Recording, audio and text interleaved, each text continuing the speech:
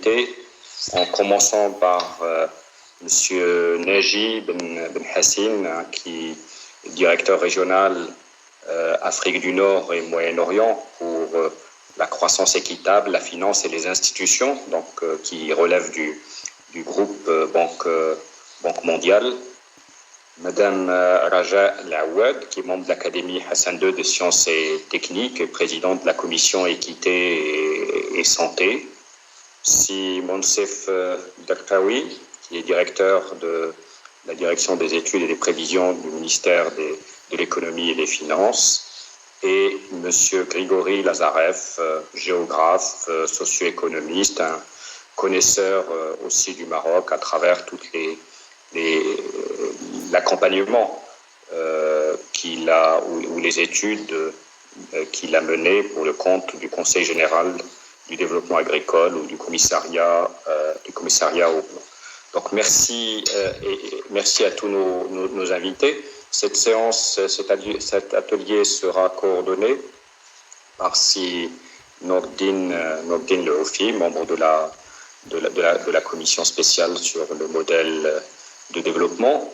Et on souhaitait que ce deuxième atelier porte beaucoup plus sur le modèle de développement lui-même et quelle implication, quel changement ce modèle subit ou subira, notamment après cette crise Covid-19. Nous avons déjà hier abordé certains thèmes qui ont des implications sur le modèle de développement, notamment lorsque nous avons abordé la question de la mondialisation, la question de l'interdépendance qu'elle génère, mais aussi des difficultés qu'elle peut créer du fait de ses excès.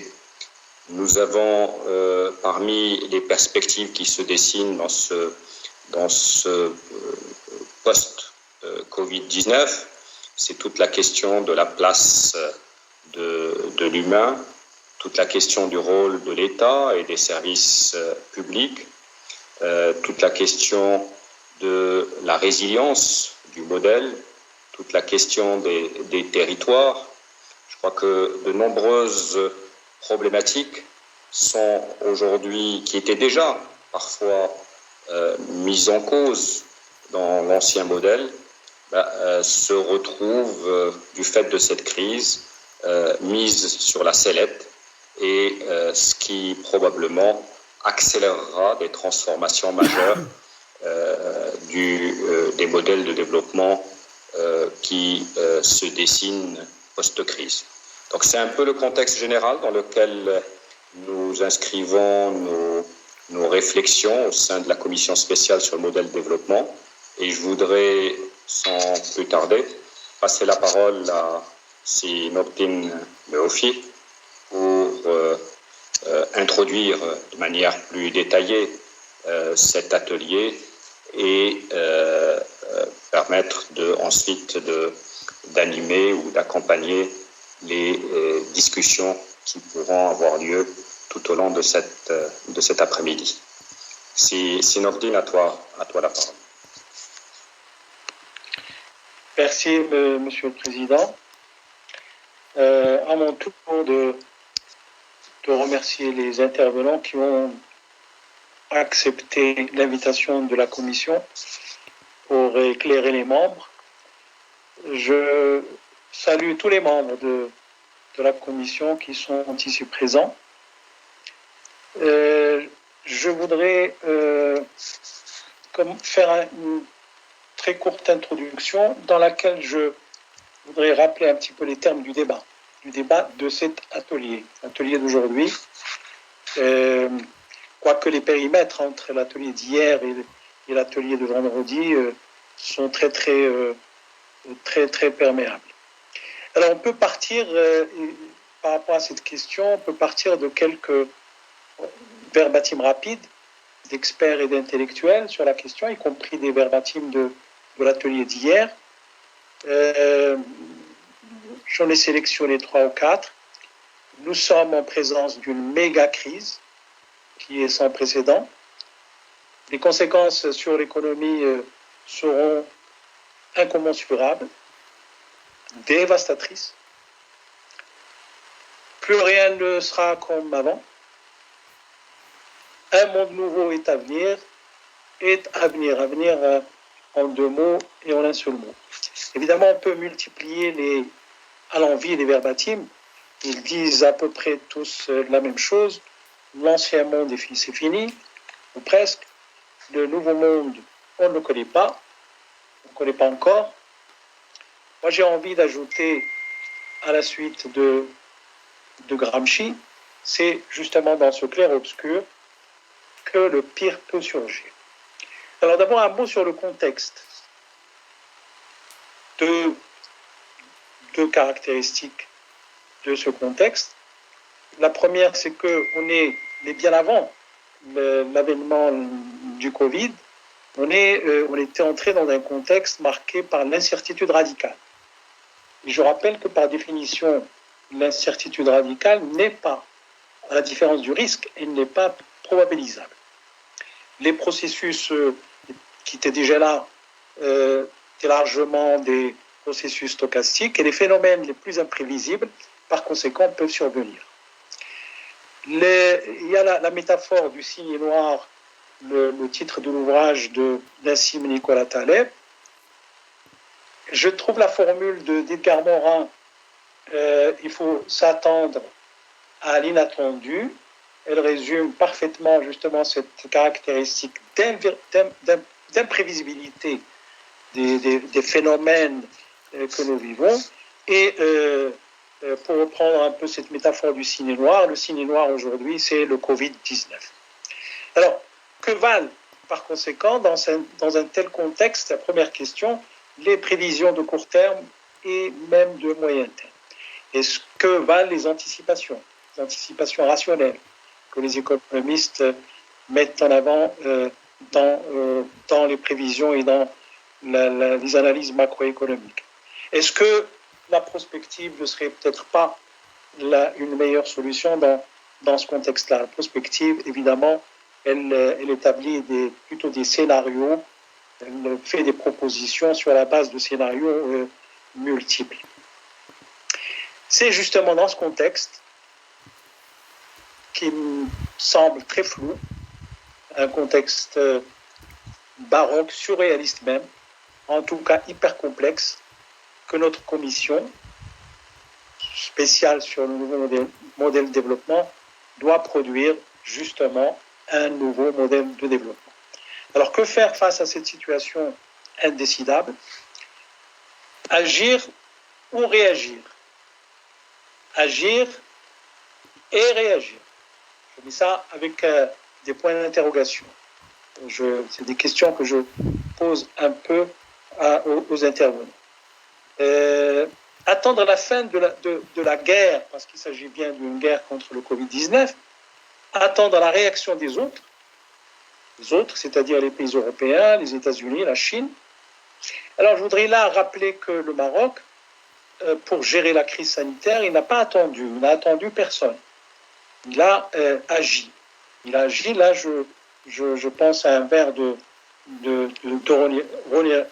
René Char, agir en primitif et prévoir en stratège. Peut-être que c'est dans cette solution, dans ce mode d'action, peut-être que le Maroc a trouvé justement, a trouvé les moyens de réagir sans attendre les réactions des autres. Alors cinq grandes questions. Shakib, le président, en a rappelé l'essentiel. 5 questions qui sont des questions problématiques et sur lesquelles je sais que les intervenants vont nous éclairer. La première, c'est la question de l'État. Question de l'État, évidemment, cette crise sanitaire a très très largement, à la surprise de beaucoup de gens, réhabilité l'État comme il se doit d'ailleurs, dans ses fonctions primordiales, un État fort, je réclame un État fort, un État efficace, un État social, un État inclusif, garantissant les sécurités de base, sanitaires, alimentaires en particulier, protégeant contre les risques, préservant l'indépendance économique et et au niveau notamment des biens de base. C'est la première question. Évidemment, quand on s'interroge sur le rôle du marché, le rôle de l'État, évidemment, on doit s'interroger également sur la place du marché, sur la place de l'entreprise, sur la place du secteur privé, en articulation évidemment avec le rôle réhabilité de l'État. Deuxième question problématique, c'est la question des priorités. Au niveau de la Commission, déjà, on était sur les priorités fondamentales que constituent l'éducation, la santé, l'emploi, la protection sociale, la transition écologique, la transformation digitale. Là, peut-être qu'avec le Covid, la question de la santé, la problématique de la santé, peut-être qu'elle a gagné dans un rang par rapport à l'éducation. En tout cas, Raja Laoued nous dira ce qu'elle en pense. La troisième question, c'est la question de la politique macroéconomique. La relance a un coût. Bon, maintenant, le Maroc est favorable à une politique de relance. Cette relance, elle a un coût. Il y a des perdants et des gagnants. Il y a la question de la soutenabilité budgétaire, la question de l'endettement et la question du rôle de la Banque centrale. Le nouveau rôle de la Banque centrale, sachant que la Banque centrale, pour l'instant, sa mission est surtout concentrée sur le ciblage de l'inflation. Est-ce que justement cette crise qu'on est en train de vivre, est-ce qu'elle ne remet pas en question, est-ce qu'elle n'élargit pas en fait les missions, le mandat de la Banque centrale vers un mandat dual? Au niveau mondial, est-ce qu'il y aura un nouveau, ça c'est une question à M. Ben Hassine, est-ce qu'il y aura un nouveau cadre macroéconomique au niveau international, un nouveau consensus macroéconomique au niveau international? Est-ce qu'il sera en rupture avec le consensus de Washington? Est-ce qu'un nouveau consensus va voir le jour? Est-ce que c'est un consensus américain? Est-ce que c'est un consensus chinois? Qu'est-ce que vous pensez de cela? Quatrième et dernière question, la question des temporalités de référence. Évidemment, il y a la réflexion sur les impacts du Covid et qu'est-ce qu'il faut faire après, pendant et après le Covid, pose la question à la fois du court terme et du moyen long terme. Alors, à court terme, c'est la gestion de la crise sanitaire. Là, il s'agit d'une économie de guerre. Fouad Laoui a défini dans des échanges avec les membres de la Commission les éléments essentiels de cette économie de guerre. Alors, à court moyen terme, c'est la relance. La relance, mais qui vise une économie de survie. C'est-à-dire qu'il faut sauvegarder ce qui restera du tissu productif, protéger les secteurs en difficulté, etc. Donc, une économie de survie. Et à moyen long terme, c'est un peu ce qui intéresse davantage la Commission, définir donc les constantes du modèle de développement dans 10-15 ans. Eh bien, c'est je reprends là une formule, je ne sais pas si elle est de Jacques Attali ou d'autres, l'économie de la vie. L'économie de la vie, donc avec un recentrage sur des questions notamment de la santé, de l'hygiène, de la prévention, mais tout ce qui tourne autour de cette question centrale qui va devenir centrale, l'éducation, l'écologie, la transition digitale, la transformation digitale, etc. Donc voilà un peu le cadre ou les termes du débat d'aujourd'hui. Évidemment, je vais donner la parole aux intervenants pour 15 minutes chacun. Il y aura ces interventions, elles seront suivies l'une après l'autre. Ensuite, on va ouvrir un débat avec les membres de la commission qui vont poser des questions. Mais j'ai appris qu'il y aura aussi quelques questions qu'on va prendre des internautes. 2 ou 3 questions qui seront adressées aux intervenants.